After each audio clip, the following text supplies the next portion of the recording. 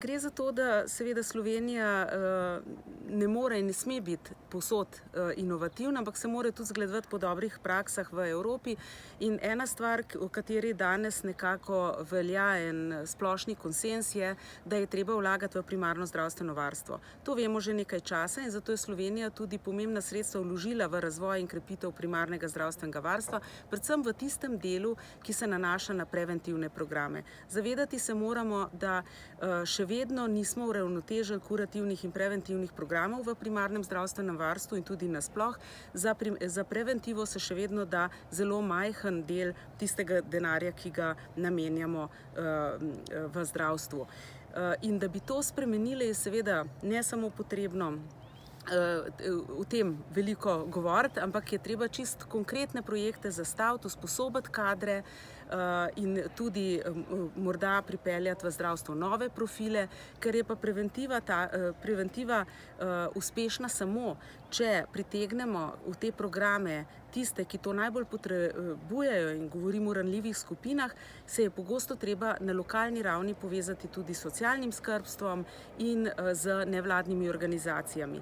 Taki projekti veliko stanejo in kot sem povedala, če želimo, da bodo tudi naprej v zdravstvu potekale take aktivnosti, moramo za to zagotoviti denar. S tem se zdaj ukvarjamo in to pomeni, da bo treba prepričati tako Ministrstvo za finance kot tudi zdravstveno zavarovalnico, da v te projekte po zaključenju še naprej investira. In tukaj rabimo nova orodja in zato si na Ministrstvu za zdravje skupaj z Svetovno zdravstveno organizacijo, bolj konkretno s centrom v Benetkah, ki se ukvarja z zdravjem in razvojem, prizadevamo, da bi razvili posebna orodja, s katerimi bomo lahko ovrednotili učinek vlaganja v recimo zdravstven dom na lokalno skupnost ali pa v zdravstvo nasploh na nacionalni ravni. Rabimo prepričljive dokumente, ki temeljijo na finančnih izračunih, s katerimi bomo lahko potem nagovorili recimo Ministrstvo za finance.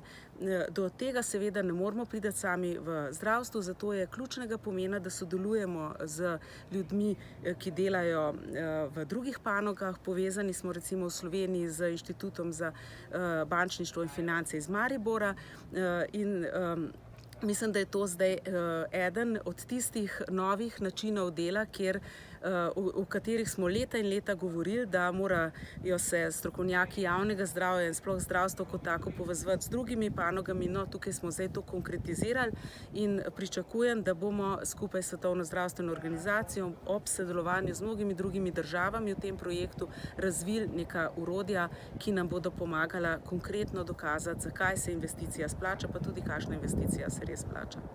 Včasih se zdi, da so tovrstna prepričevanja ali pa poskusi prepričevanj tako rekoč misija nemogoče, pa vendar se zdi, da ste absolutno optimistični. Morda lahko že poveste, kateri so ključni podatki ali pa vsaj omenite enega od tovrstnih podatkov, na katerih boste temeljili argumentacijo. Ja, tisto, kar se je preliminarno že vidi, je, da v Sloveniji, in zdaj govorim za Slovenijo, je zdravstvo v zgornji tretjini od 48 resorjev po prispevku k bruto nacionalnemu proizvodu.